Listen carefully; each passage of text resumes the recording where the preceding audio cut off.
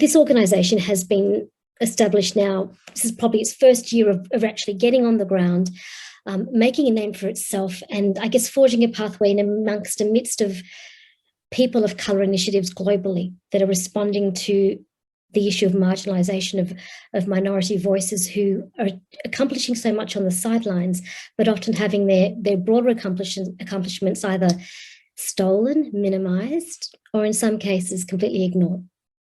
And I look at this particular entity as a platform of, or a collaboration of people with the same agenda, which is to lift each other, support one another against a system or systemic biases that seek to entrench these voices for a myriad of reasons. And the report that Brenda will speak to shortly is evidence of that. It's evidence of the fact that we know that women of colour are out there in droves in this country and nationally, doing often the hard work, but getting either underpaid, definitely, undervalued, and in many cases exploited as a result of it. So it's, what do we do with this data and how do we respond to it in a climate where we've seen racism and races against women of colour in particular manifest in the workplace? And we're talking across the board here. We're talking in corporate settings, in business settings, small business, in schools, in universities, in the sports theatre, in the media, in the arts sector.